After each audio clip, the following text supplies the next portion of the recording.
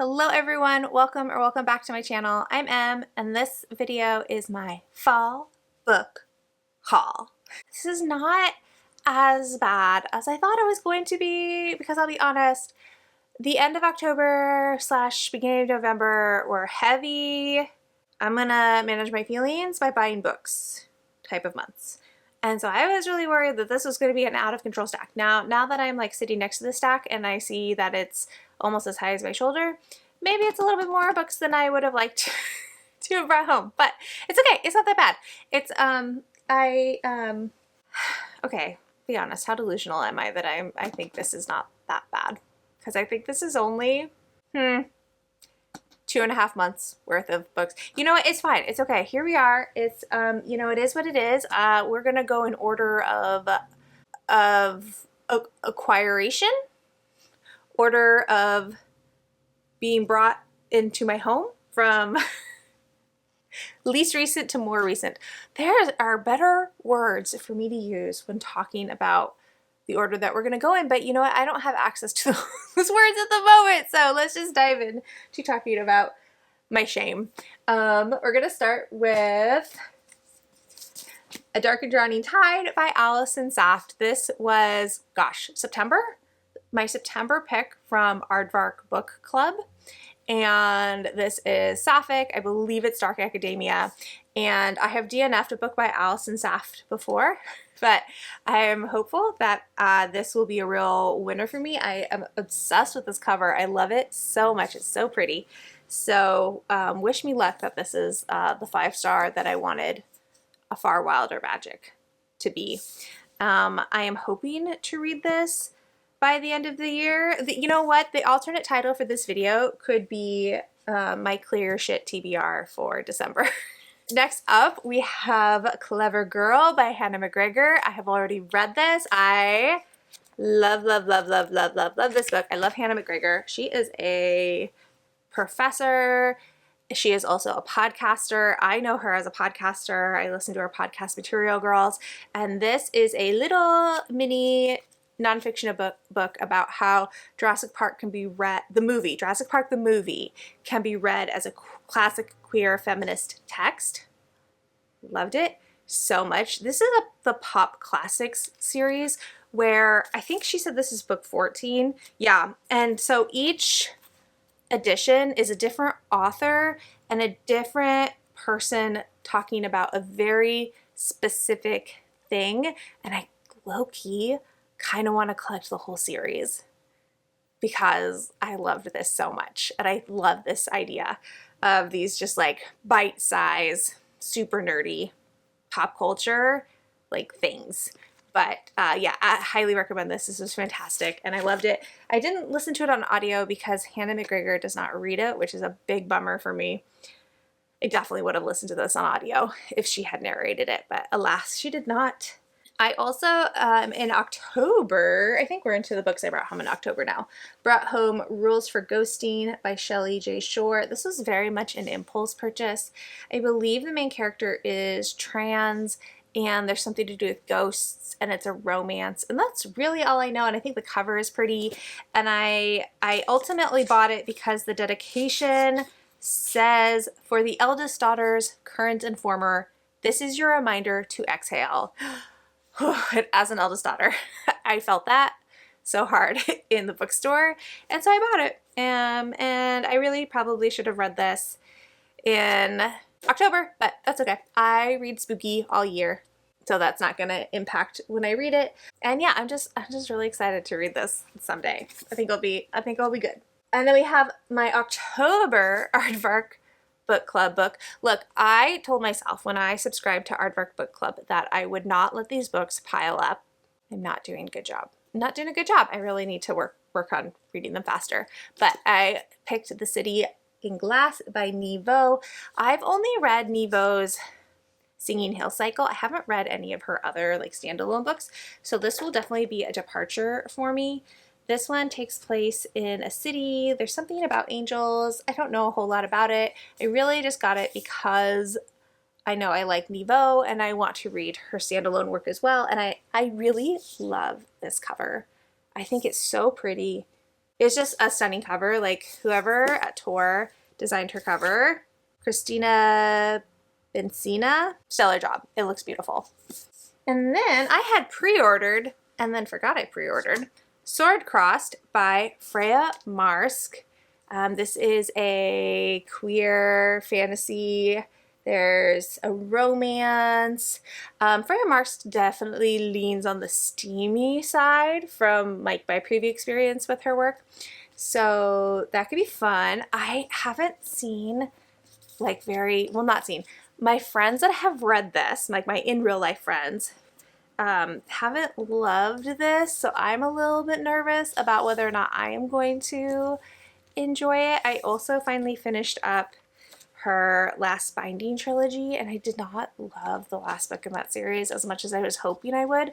And so now I'm a little bit nervous that Freya Marsk is maybe a one-hit wonder for me, because I gave A Marvelous Light 5 stars, but I haven't given any of her other books 5 stars.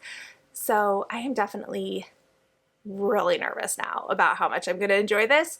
But yeah, that's just this is where we are. Maybe at some point I should do a vlog where I read books that I'm scared to read, because I think I have like at least 3 or 4 of them on this shelf that I am putting off now because I'm scared to read them, because I'm scared I won't like them.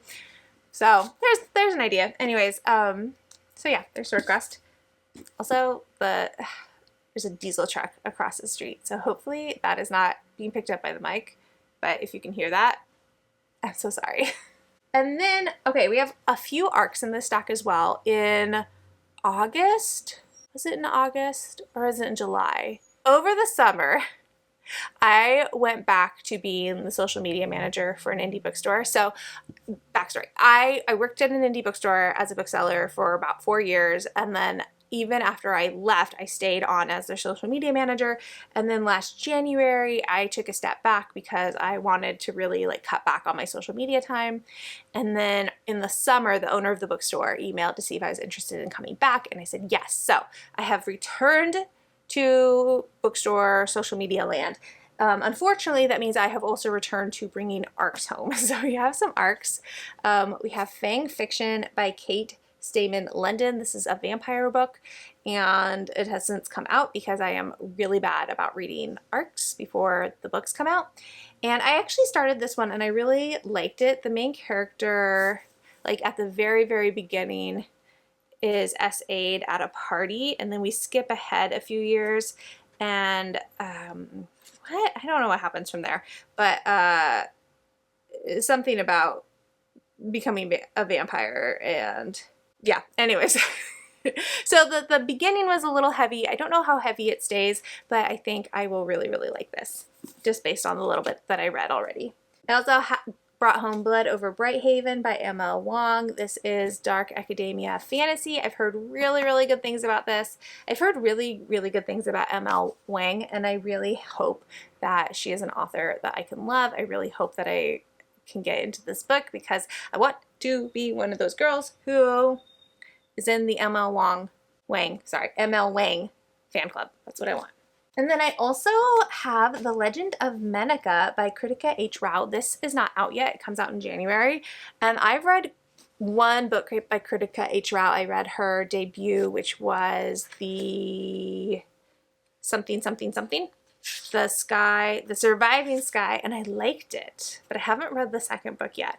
And then this is the start of a totally different series, and it's a retelling of a Hindu mythology.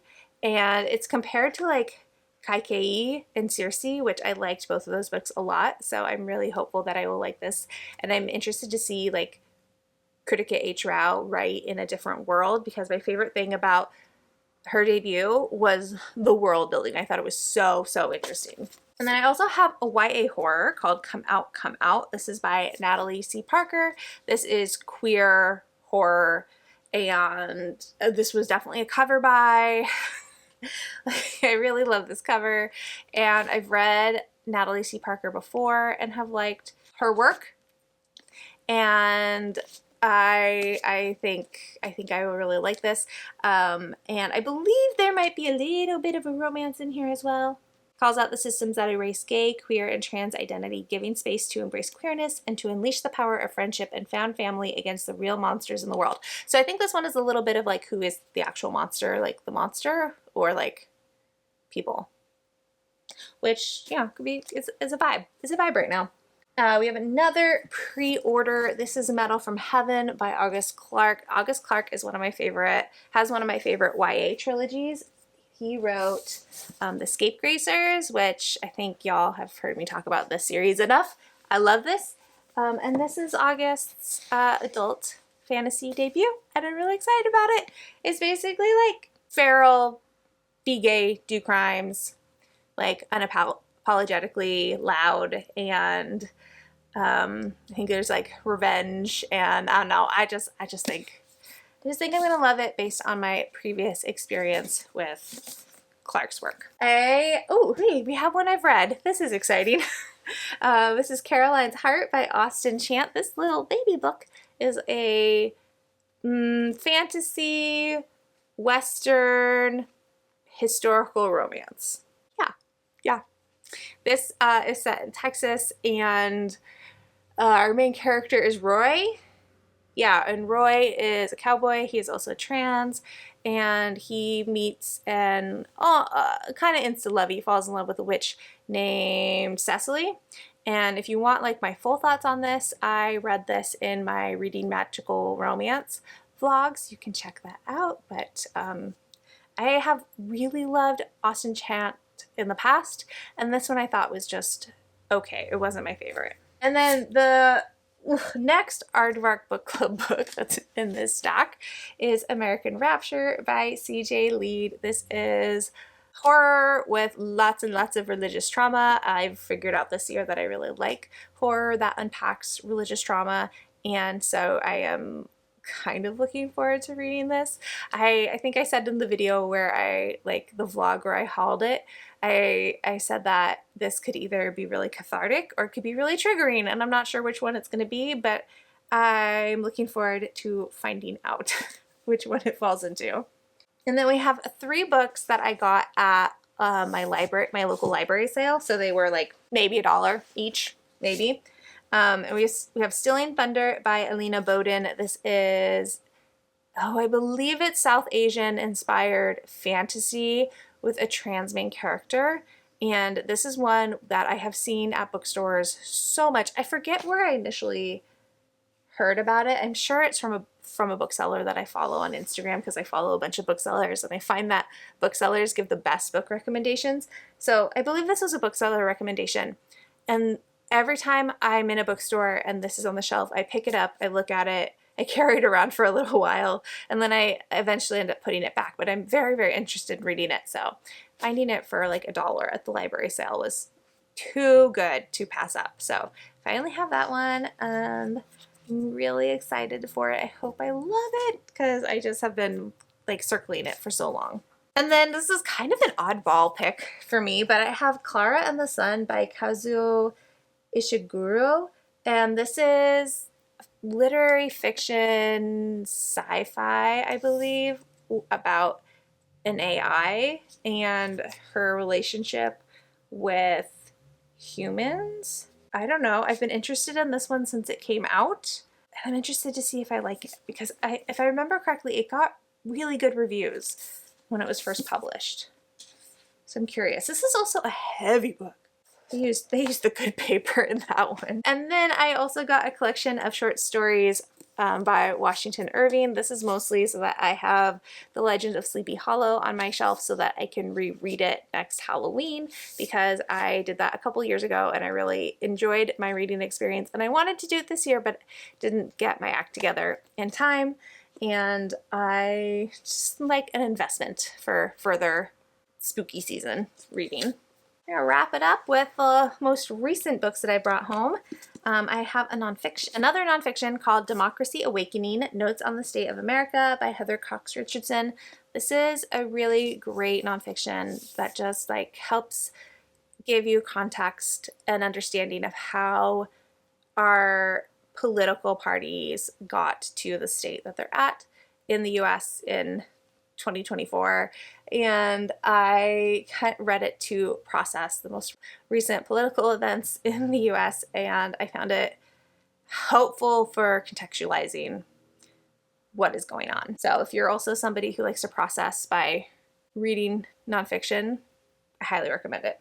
And then I think this is, well, I have another I have another arc after this one, but I have the arc for Annie B. Jones's book that comes out in April of next year. Annie B. Jones owns the Bookshelf in Thomasville, Georgia. It is an indie bookstore, and her like social media for the Bookshelf is my inspiration as a social media manager for another indie bookstore. She also has a podcast. She is just fantastic, like such a good like voice and spokesperson for indie book selling and the realities of owning a indie bookstore. Like I highly recommend following her on social media. She is fantastic. And then this is her new book that I know almost nothing about, but the like subtext is lessons learned. Oh, the book is called Ordinary Time: Lessons Learned While Staying Put. And I'm just so excited for this, and I can't wait to read it. I am just going to assume that I am going to love it because I'm already familiar with her voice from listening to her podcast, From the Front Porch, and I just think it's going to be a great time. All right, and these the last two books kind of go together, so we'll talk about them together. These are books that I do not know if I'm going to like, but again, kind of like when you're talking about, what book was it? Now I can't remember. But whatever book it was. Oh no.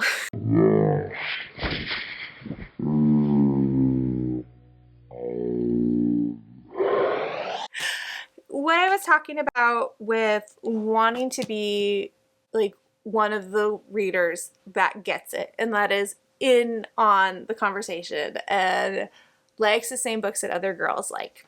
That's the category these two books fall into. I brought home Spark of the Everflame by Penn Cole, which is a romantasy. It's book one in the Kindred Curse saga. This was previously indie published and just recently got traditionally published. And I just don't know. I'm like just barely dipping my toe into romantasy. Like I've been a fantasy romance reader for a really long time, a magical realism romance reader, but I haven't really gotten into capital R romantasy, and so I'm still kind of feeling it out, seeing what I like, what works for me, what tropes in this subgenre I like and which ones I'm not a fan of. I don't even really know like what like the stereotypical tropes really are yet, but I'm learning. So I don't know if I'll love this, but I have it to try. And I'm hopeful that this will be a silly, goofy time that I can just get lost in. And then to that end, I also have the arc of Glow of the Everflame, which is book 2, which is actually like about to come out. I think by the time you see this video, it will either be the day it's out or a couple of days before. I think this video is going to come out on the 1st, so this will be coming out in a couple of days if you're watching this in real time. Anyways. Why also, can somebody tell me why is book 2 so much chunkier? It's like twice the size of book 1. It makes me so scared. But I don't know. I'm really hopeful that I will like these. I want to like them. I want to be that girl, but we'll see how this goes. So anyways, that is the end of this video. Thank you so much for watching. If you have read any of these, I'd love to hear your thoughts, what you think. Which ones you loved, which ones you thought weren't great, which ones you wouldn't touch with a 10-foot pole. Hopefully there's none of those in this video, but you know, you never know. If you would like to leave an emoji to let me know you were here. Oh, I don't know. Let's do the money flying away emoji, because that's kind of what happened. Well, not kind of. That's definitely what happened. And otherwise, no, that's not how you say it. Like if you liked it, subscribe if you want to, and I'll talk to y'all in the next one. Bye.